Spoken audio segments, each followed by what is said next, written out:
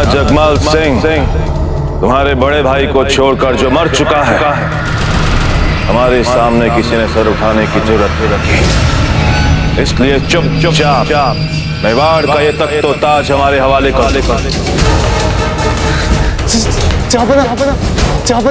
ये मेवाड़ का सिंहासन तो आपका ही है ना? आपको किसने रोका? चाहिए ना?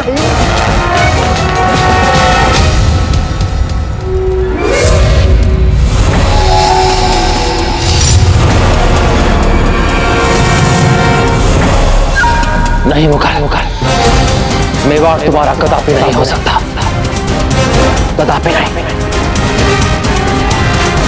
द्वारपाल जी हुकुम, जाकर अजब से कहिए कि हम शीघ्र ही उनसे मिलना चाहते हैं। जी हुकुम। मारा तो कुंवर जगमाल नहीं है धमन सिंह को, और उनके शव तक का अंतिम संस्कार हो चुका है। जब धमन सिंह को गोली मारी गई तो कुंवर जगमाल के अतिरिक्त बाहर कोई भी उपस्थित नहीं था, और कुंवर जगमाल ने फिर भी कुंवर जगमाल ने हमें अपराधी कहा। दादा भाई ने धमन सिंह से उनकी बंदूक छीनी और गोली मार के उनकी हत्या कर दी, और हम पे भी गोली चला दी। हमें आरंभ से ही पता था कि अपराधी कुंवर जगमाल है। अपराध कुंवर जगमाल ने ही किया है, परंतु कुंवर प्रताप, हमें यह समझ नहीं आ रहा कि हम आपको निर्दोष कैसे साबित करेंगे। आप अपनी रानी माँ को दिया हुआ वचन भी नहीं तोड़ेंगे, और धमन सिंह भी मर चुके हैं, और पत्ता और हाकिम खान के साक्ष्य का तो कुछ भी नहीं हो सकता। आचार्य राघवेंद्र हमेशा कहा करते थे कि लक्ष्य भेदने के दो मार्ग होते हैं, एक सीधा सीधा सामने से और दूसरा परोक्ष। अजब थे, अगर हम इस स्थिति में उस सीधे मार्ग को लेंगे तो कदापि अपने लक्ष्य तक नहीं पहुंच पाएंगे। कुंवर प्रताप, हमारे पास समय बहुत कम बचा है, और आपकी बातें हमारी उलझन को और बढ़ा रही हैं, क्योंकि जो कुछ भी करना है हमें करना है, और यदि हम कुछ ना कर पाए तो। अजब थे, शांत हो जाइए, बैठिए, चिंता मत कीजिए, हमें कुछ नहीं होगा। जो अपराधी है उसे दंड अवश्य मिलेगा। माना कि धमन सिंह मर चुके हैं, किंतु कभी कभी मरे हुए भी सच बोलने के लिए वापस आ सकते हैं। क्या? अजब थे, हम अपने भाई कुंवर जगमाल को भली भांति जानते हैं। जब वे बहुत घबरा जाते हैं ना, तो वे बहुत उद्विग्न हो जाते हैं, और जब वे बहुत उद्विग्न हो जाते हैं तो वे बड़े से बड़े मूर्ख को भी पछाड़ देते हैं। ये आप क्या कह रहे कुंवर प्रताप? अब इससे अधिक कहेंगे तो अपनी खींची हुई वचन मर्यादा की सीमा रेखा को लांघ जाएंगे। वचन देते हैं आपको रानी मां कि हम भाई जगमाल की रक्षा करेंगे अंतिम सांस तक। जो हम कदापि करेंगे नहीं, इसलिए हम चाहते हैं कि आप अपने मन की सभी चिंताओं को शांत करें। उसके बाद ही आप समझ पाएंगे कि हम क्या कहना चाह रहे हैं।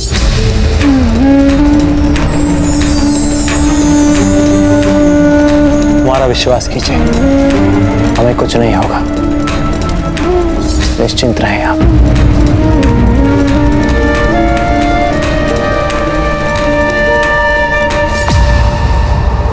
क्या?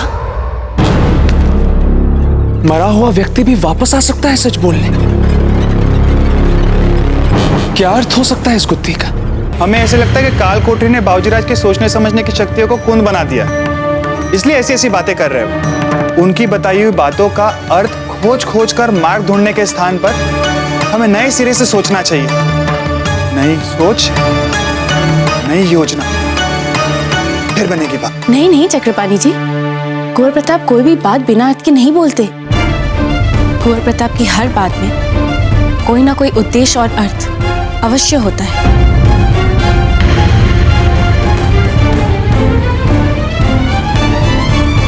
मिल गया अर्थ।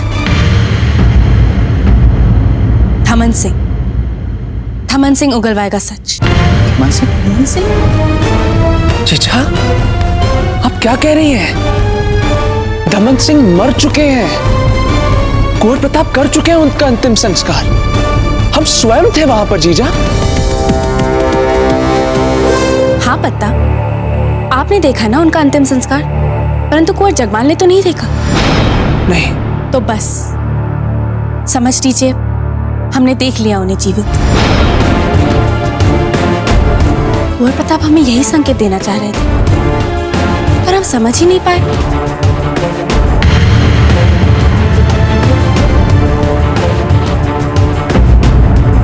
आप लोगों को समझ में नहीं आया? चलिए हम आप सबको एक कहानी सुनाते हैं।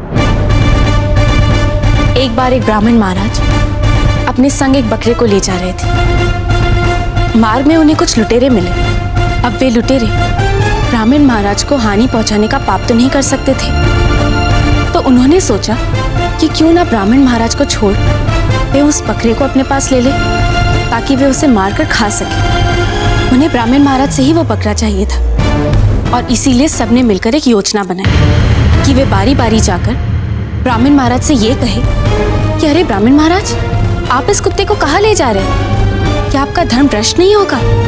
इससे अच्छा तो ये है कि आप इस कुत्ते को हमें दे दीजिए। एक लुटेरे ने एक गली में ब्राह्मण महाराज को ये बात कही, फिर दूसरे लुटेरे ने दूसरी गली में ब्राह्मण महाराज को यही बात थोड़ी बढ़ा कर कही, और फिर तीसरी गली में तीसरे लुटेरे ने यही बात ब्राह्मण महाराज को और बढ़ा चढ़ा कर कही। एक ही बात बार बार सुनकर उन्हें लगा कि सच में वो बकरा नहीं, वो एक कुत्ता है,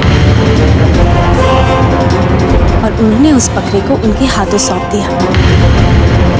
अर्थात 100 बार एक ही झूठ बोलते जाओ तो वो झूठ भी सच हो जाता है ना? बिल्कुल। हमें झूठ इतने विश्वास से बोलना है कि सामने वाले को लगे कि वो सच ही है। हाँ, ये बात सत्य है कि धमन सिंह मर चुका है, परंतु हमें उसे जीवित बताना है, और इतने विश्वास के साथ बताना है, बार बार बताना है, इस तरह से बताना है कि सामने वाले को वो सच लगे, और यही सच हमें अपराधी जगमाल को पकड़वाने में अपनी सहायता करेगा। अब हम पूर्ण रूप से समझ चुके हैं जीजा। चलिए इस पर काम करते हैं। क्या काम? हमें बेचारे धमन सिंह का उपचार करने जाना है। गोली मारी है कुंवर जगमाल ने उन्हें। हाँ, तो उनके प्राण बचाते हैं। और सच सामने ला, हम कुंवर प्रताप को बंदी गृह से मुक्त कराएं। चलिए।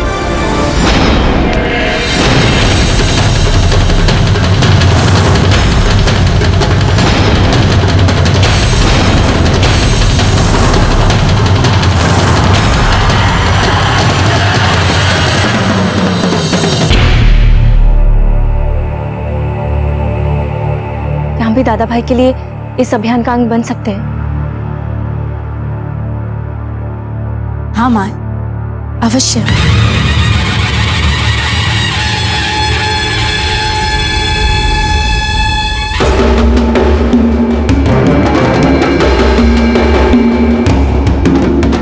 क्या कहते हैं चक्रपाणी जी? लग रहा है ये धमन सिंह की तरह। नहीं नहीं, अभी बिल्कुल बराबर नहीं लग रहा है।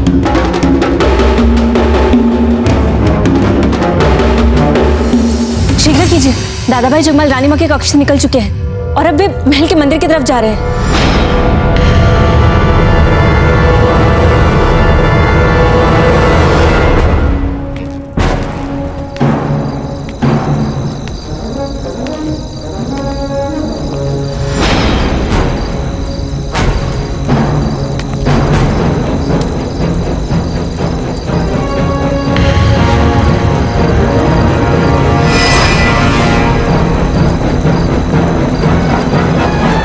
ये दोनों कहाँ जा रहे हैं? और वो भी इस समय?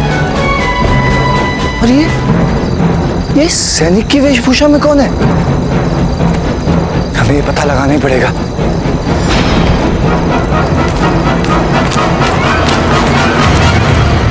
क्षमा गढ़ी बाबूजीराज, महारानी सा ने आपके लिए रात में कहीं भी बाहर जाने देने के लिए मना कर रखा है हमें। तुम हमें रोकोगे मूर्ख?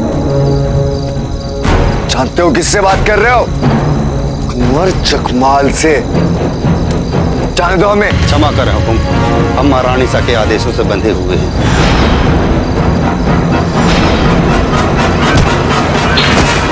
अपने भावी राजा का सम्मान करना सीखो, नहीं तो तुम भी मारे जाओगे। मुल्क सेवक। हे भगवान, कहाँ चले गए ये लोग?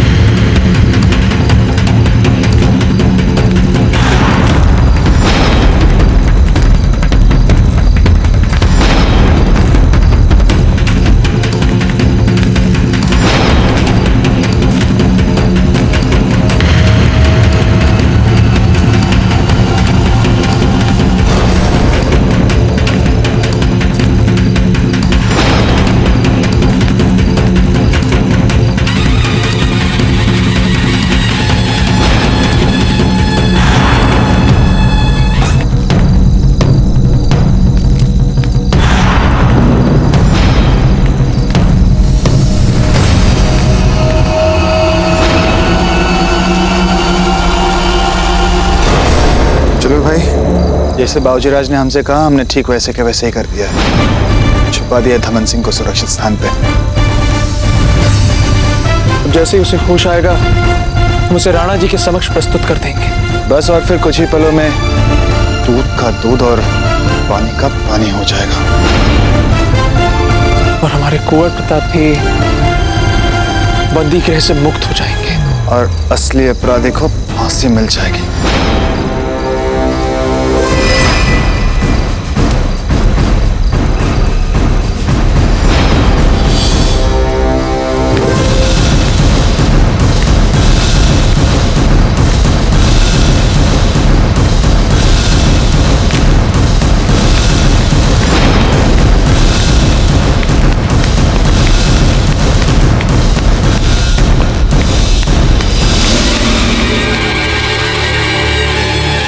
काम इतनी जल्दी हो जाएगा, ये तो हमने सोचा ही नहीं था।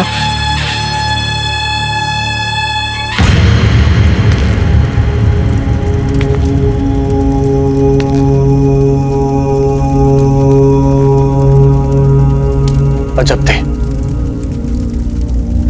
हम तो केवल एकलिंग जी से प्रार्थना ही कर सकते हैं कि वे आपके सभी प्रयासों को सफलता का आशीर्वाद दे। रानी माँ, क्या बात है कुंवर जगमाल, ये देखिए, आपके राज्य अभिषेक के लिए हमने ये नए वेश।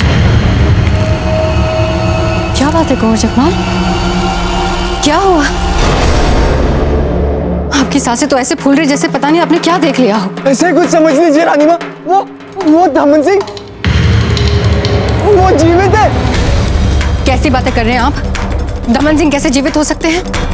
कुंवर प्रताप ने स्वयं उनका अंतिम संस्कार किया है ना। हमारा विश्वास कीजिए रानी माँ, हम उन्हें अपनी आंखों से देख के आ रहे।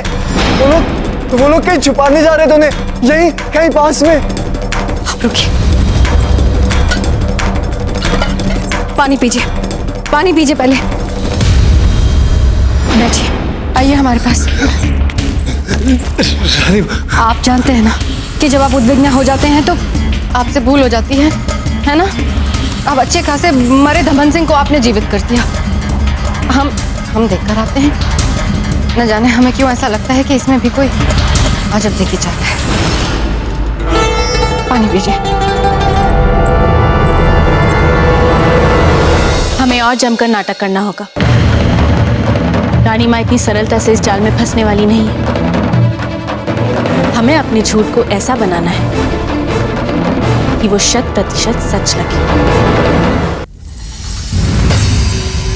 क्षमा कीजिए महारानी साहब, हमने कुंवर जगमाल को बाहर जाने से रोकने का भरसक प्रयास किया, आपका आदेश भी बताया, पर उन्होंने हमारी एक नहीं सुनी।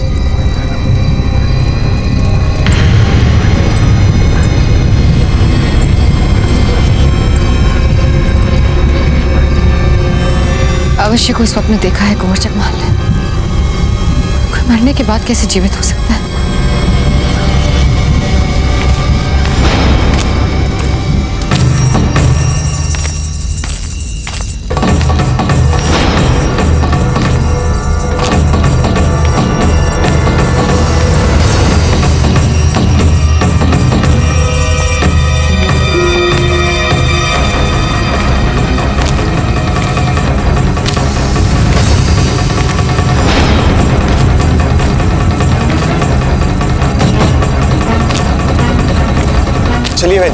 जल्दी चलिए, धमन सिंह का उपचार करने जाना है।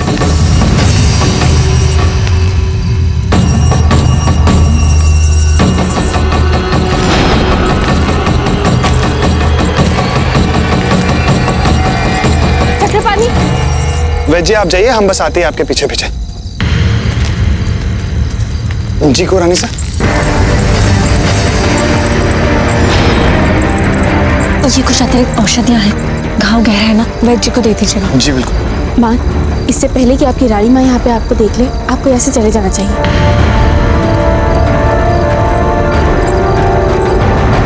इसका अर्थ तो ये हुआ कि कुंवर जगमाल की शंका बिल्कुल सही थी।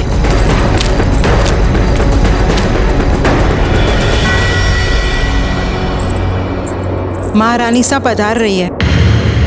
हे भगवान,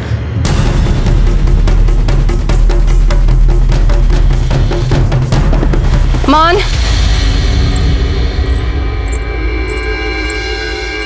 उठिए मान। हम जानते हैं कि आप नींद में नहीं हैं, और हो भी कैसे सकती हैं। आप तो अपने ही भाई के विरुद्ध षड्यंत्र में जुटी हुई हैं, है ना? उठिए मान। बताइए हमें क्या चल रहा है मान? आप अच्छी तरह से जानती हैं ना कि कुंवर जगमाल के लिए हम किसी भी सीमा तक जाएंगे। थोड़ा सा डरिए हमसे मान। बताइए क्या चल रहा है?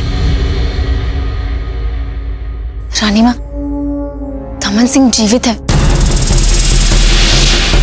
क्या? हमने कुछ नहीं किया है। हम केवल इतना जानते हैं कि वो जीवित है और उनका उपचार चल रहा है। आप तो हमें जानती हैं ना, यदि हम चाहते तो जांच में दादा भाई जगमाल के विरुद्ध कह सकते थे कुछ, पर हमने नहीं कहा। हमने कुछ भी नहीं कहा। वो इसलिए मान क्योंकि पल भर के लिए आपके मन में हमारा भाई बैठ गया होगा। आप बिल्कुल ठीक कह रही हैं, किंतु वो धमन सिंह है ना, वो आपसे बिल्कुल ही भयभीत नहीं है। आपने और दादा भाई जगमाल ने उनके साथ जो भी किया है, उसके पश्चात उनके मन से आपके लिए भय बिल्कुल ही निकल चुका है। जैसे ही उन्हें होश आएगा, वो जाकर दाजीराज से सब कुछ सच कह देंगे। लज्जा आनी चाहिए आपको मान कि आप अपनी रानी माँ और अपने भाई के विरुद्ध सोचती हैं। चलो भर पानी में डूब मरिए।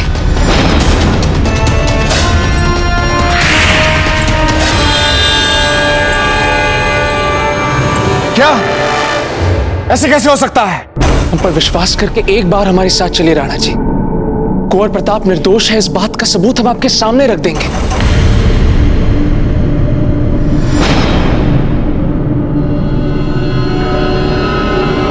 चलिए।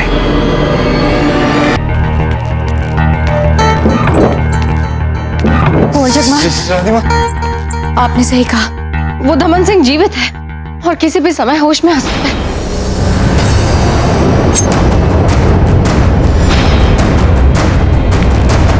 कहाँ जा रहे हैं आप? हम यहाँ पे हाथ धरे नहीं बैठे रहेंगे। जा रहे हैं हम अभी के अभी धमन सिंह को मारने। कुंवर जगमाल,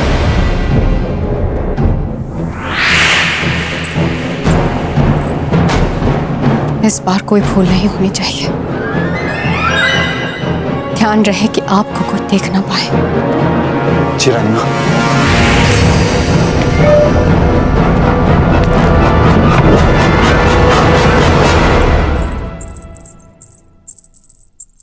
भाभी साहब, दादा भाई जगमाल खंजर लेके निकल चुके हैं। हम अपने भाई कुंवर जगमाल को भली भांति जानते हैं। जब वे बहुत घबरा जाते हैं ना, तो वे बहुत उद्विग्न हो जाते हैं, और जब वे बहुत उद्विग्न हो जाते हैं तो वे बड़े से बड़े मूर्ख को भी पछाड़ देते हैं। इसका मतलब कुंवर प्रताप का फेंका हर तीर निशाने पर लग रहा है।